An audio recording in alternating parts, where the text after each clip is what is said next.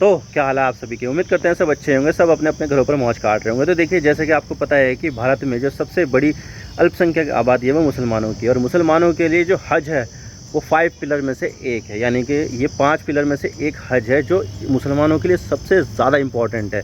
इनके बिना इनका ईमान पूरा नहीं होता है। और हज की शुरुआत अब हो चुकी है। साल में 5 या 6 दिन तक ये चलता है, जिसकी शुरुआत अब हो चुकी है। अब ये 5-6 दिन तक चलता रहेगा, जिसमें बहुत सारी रिचुअल्स की जाएंगी और बहुत सारे यहाँ पर जो कुर्बानियाँ हैं वो दी जाएंगी। लेकिन इसी के साथ ही यहाँ पर ईद उल अजहा यानी कि बकरीद भी शुरू हो रही है, क्योंकि देखा जाए तो दोनों ही ये चीज़ें एक दूसरे से इंटरकनेक्टेड है।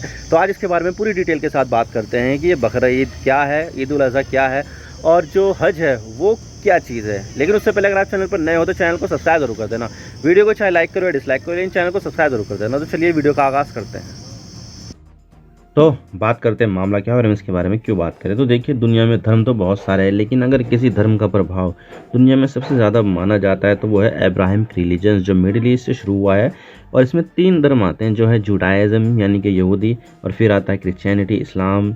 तो ये तीनों धर्म है, जिसमें सबसे पुराना माना जाता है तो वो है यहूदी धर्म, फिर इसी में से ईसाई धर्म निकला और फिर इसी में से इस्लाम धर्म निकला। इन तीनों के बहुत सारे प्रॉफिट्स एक ही हैं, जैसे कि मूसा को यहूदी धर्म में सबसे ज़्यादा इंपॉर्टेंट प्रॉफिट माना जाता है, जिसने यहूदियों को फ़िरौन से बचाया था। मूसा को यहूदी, ईसाई और इस्लाम धर्म में एक प्रॉफिट का दर्जा हासिल है। इसी तरह से नोआ, जो अब्राहम है, जीसस है, मोसेस है, इन सब में ये तीनों में ये प्रॉफिट माने जाते हैं। और अब्राहम भी इन तीनों धर्मों में कॉमन प्रॉफिट है और इनको फादर ऑफ प्रॉफिट माना जाता है। तो इन्हीं के नाम पर इन तीनों धर्मों को अब्राहमिक रिलीजन कहा जाता है। और इनकी शुरुआत मिडिल ईस्ट से हुई थी, जहाँ पर आज लगभग सारे देश मुस्लिम ही हैं। तो ऐसे में इस्लाम धर्म काफ़ी ज़्यादा इंपॉर्टेंट हो जाता है और इस्लाम धर्म में शामिल सबसे ज़रूरी चीज़ों में से एक की शुरुआत हो चुकी है, यानी कि हज की। पिछले कुछ सालों से कोरोना की वजह से हज ढंग से नहीं हो पा रहा था, लेकिन अब हज इतना तगड़ा हो रहा है कि इस साल शुरू हो रहे हज में सबसे ज़्यादा लोग शामिल हो रहे हैं। यानी कि 2023 का हज अब तक के इतिहास का सबसे बड़ा हज होने वाला है। आप देख सकते हैं, लार्जेस्ट हज pilgrimage in history begins in Saudi Arabia, यानी कि अब तक का इतिहास का सबसे बड़ा हज पिलग्रिमेज होने वाला है, जिसमें 2.5 मिलियन लोग यहाँ पर आ सकते हैं। यानी कि लगभग 25 लाख लोग इसको अटेंड करेंगे। और इसी के साथ ही यहाँ पर एनडीटीवी का आर्टिकल है, braving Saudi heat million gather in Mecca for हज, यानी कि इतनी ज़्यादा तगड़ी गर्मी पड़ रही है वहाँ पर कि वहाँ पर खड़ा होना भी मुश्किल है। लेकिन इसी में यहाँ पर जो मिलियंस ऑफ लोग हैं वो यहाँ पर हज को परफॉर्म करने के लिए सऊदी अरब में गए हुए हैं। तो आप देख सकते हैं कि हज इस साल अपने पूरे शबाब पर है और दुनिया की सबसे बड़ी रिलीजियस गैदरिंग में से एक है। मुस्लिमों के लिए हज इस्लाम के सबसे इम्पॉर्टेंट 5 पिलरों में से एक है। और जो बाकी के जो पिलर है मैं आपको बता देता हूँ। तो ये होते हैं इस्लाम के 5 पिलर्स, जिसमें है शहादा, फेथ, यानी कि अपना जो फेथ है उसको एक्सप्रेस करना, यानी कि ये चीज़ मानना कि इस दुनिया में खुदा सिर्फ एक ही है, अल्लाह ही खुदा है, इसके अलावा कोई भी खुदा नहीं है। तो ये हो गया शहादा। फिर दूसरा है सलाह, प्रेयर, यानी कि नमाज़ पढ़ना, दिन में 5 समय की नमाज़ पढ़ना, ये भी इस्लाम का एक पिलर है। और तीसरा है फास्टिंग, यानी कि रमज़ान में रोज़े रखना, ये तीसरा पिलर है इस्लाम का। और चौथा है ज़कात देना, यानी कि अपना जो आमदनी होती है एक साल में उसका 2.5% गरीबों को देना, मिस्किनों को देना। और पांचवा है हज, यानी कि पिलग्रिमेज, यानी कि यहाँ पर जो काबा है उसके आसपास यहाँ पर जो हाजी लोग जाते हैं वहाँ पर एक हज परफॉर्म करने के लिए जाते हैं, तो वो करना।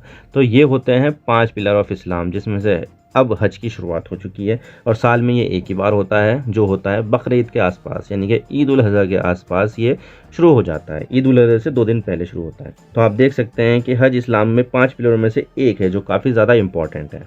और इस्लाम में भी एक अलग कैलेंडर होता है जो ग्रेगोरियन कैलेंडर से थोड़ा अलग होता है। ग्रेगोरियन कैलेंडर सूरज के ऊपर बेस्ड होता है, जबकि जो इस्लामिक कैलेंडर है वो चांद के ऊपर बेस्ड है, लूनर बेस्ड होता है। ये नॉर्मल कैलेंडर में जहाँ 365 दिन होते हैं, तो इस्लामिक कैलेंडर में 355 दिन होते हैं, यानी कि हर साल इस्लामिक त्यौहार 10 दिन पीछे होते जाते हैं। और हज की जो शुरुआत होती है वो इस्लाम के आखिरी महीने धुल हिज्जा में होती है, और ये ईद उल अजहा यानी कि बकरीद से 2 दिन पहले होती है। बकरीद ईद उल हिज्जा की 10 तारीख को होती है, तो हज की शुरुआत बकरीद से 2 दिन पहले होती है, यानी कि धुल हिज्जा महीने की 8 तारीख से हज शुरू हो जाता है।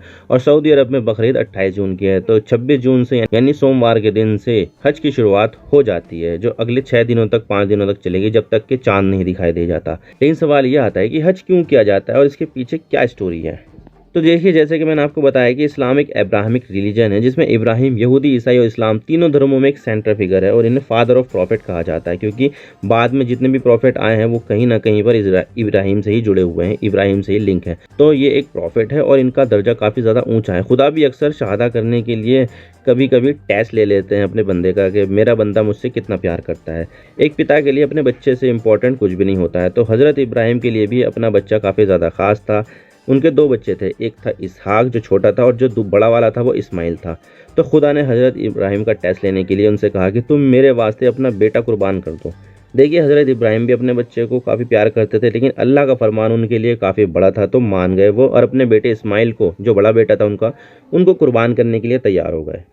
और अल्लाह से अपने बेटे को कुर्बान करने का आदेश मिलने के बाद हज़रत इब्राहिम अपने बेटे को एक पहाड़ी के ऊपर लेके जाते हैं। पहाड़ी जो होती है वो माउंट अराफात होती है जो मक्का के पास है। तो उस पहाड़ी के ऊपर लेकर जाते हैं और वहाँ पर अपने बेटे को कुर्बान करने की तैयारी शुरू कर देते हैं कि बोल देते हैं कि भाई, ए अल्लाह, मैं आपकी राह में अपने बेटे को कुर्बान कर रहा हूँ, आप मेरी इस कुर्बानी को कबूल फरमाएं। और जैसे ही इब्राहिम अपने बेटे इस्माइल को कुर्बान करने के लिए छुरी चलाने वाले होते हैं, तो तभी वहाँ पर खुदा ने अपने एंजल जिब्राइल के ज़रिए ये बताया कि तुमने मुझे खुश कर दिया है और अब तुम्हें अपने बेटे की कुर्बानी देने की ज़रूरत नहीं है, बल्कि तुम यहाँ पर भेड़ की कुर्बानी दे सकते हो। तो यहाँ पर इस पूरे वाक्य से पूरी दुनिया का मुसलमान बकरीद मनाते हैं ताकि खुदा उनकी कुर्बानी को भी कबूल कर ले। और इसी के साथ ही पूरी दुनिया में बकरीद शुरू हो गई। हालांकि देखा जाए तो ईसाई और यहूदी भी इस स्टोरी में यकीन करते हैं, लेकिन वो बकरीद को नहीं मनाते हैं और ये मानते हैं कि हज़रत इब्राहिम अपने बेटे हज़रत इस्माइल को नहीं बल्कि अपने छोटे बेटे इसहाक की कुर्बानी देने जा रहे थे, जबकि मुस्लिम मानते हैं कि वो इसहाक नहीं बल्कि बड़ा बेटा इस्माइल था।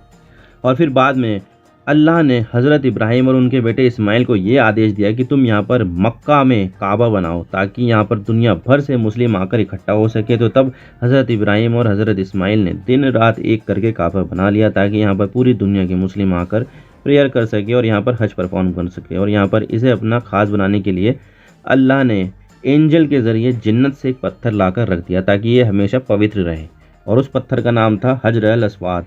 यहाँ पर आप देख सकते हैं कि ये है वो हजर अल अस्वाद पत्थर जहाँ पर ये लोग यहाँ पर प्रेयर कर रहे हैं। और आप कोने में देख सकते हैं कि इस कोने में यहाँ पर ये रखा हुआ है जहाँ पर ये अंदर जाने का दरवाज़ा है, उसके बिल्कुल ठीक जस्ट पास में ही है ये हजर अल अस्वाद का पत्थर, जिसको ये माना जाता है कि ये जन्नत से आया हुआ पत्थर है।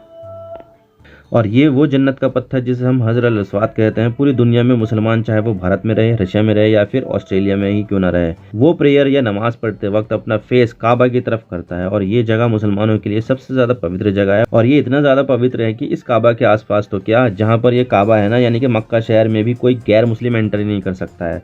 यानी कि ये जगह मुसलमानों के लिए सबसे ज़्यादा पवित्र है और यहाँ पर ही हज को परफॉर्म किया जाता है। लेकिन हज़रत इब्राहिम के समय हज तो शुरू नहीं हो पाया था, लेकिन इस्लाम के आखिरी प्रॉफिट मोहम्मद ने मक्का को जीतने के बाद हज की शुरुआत कर दी और तब से लेकर आज तक ये हज लगातार चल रहा है। कभी कभी बीमारी या जलजले की वजह से या हमलों की वजह से ये रुका था, लेकिन इसने कभी भी कमी नहीं आई है और अब ज़्यादा से ज़्यादा लोग हज करने जा रहे हैं। वैसे देखा जाए तो हज करना हर अडल्ट मुस्लिम के लिए फ़र्ज़ है और हर मुस्लिम, चाहे मर्द हो या औरत है, उसके लिए ये अपनी ज़िंदगी में एक बार हज करना ज़रूरी हो जाता है। लेकिन कुछ लोगों को हज करने से छूट मिली हुई है, जैसे कि जो बहुत ज़्यादा कमज़ोर है उनके लिए हज करने से छूट मिली हुई है। इसके अलावा बीमार, बुज़ुर्ग और वो लोग जो फिज़िकली कैपेबल नहीं है वो हज नहीं कर सकते हैं।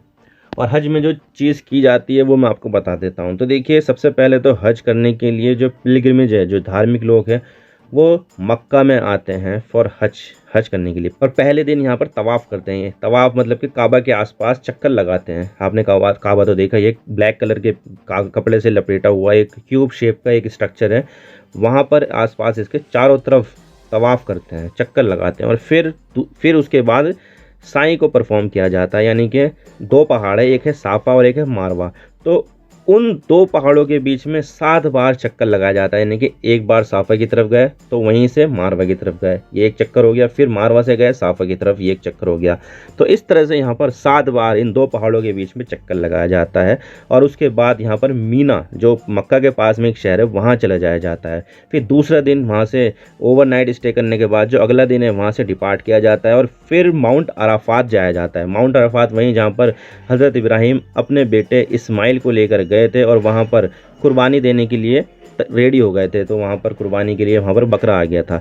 तो इस वजह से वहाँ पर जाते हैं और वहाँ पर प्रेयर करते हैं माउंट अराफात की तरफ, और फिर ओवरनाइट करते हैं मुजदलिफा। तीसरे दिन ईद हो जाती है। जैसे कि आपको पता है 26 तारीख को इसकी शुरुआत हुई, 27 दिन यहाँ पर मीना से निकला, फिर प्रेयर किया माउंट अराफात में, और फिर तीसरा दिन आएगा 28 जून को, वो हो जाएगी ईद, यहाँ पर बकरा ईद हो जाएगी ईद उल अजहा में।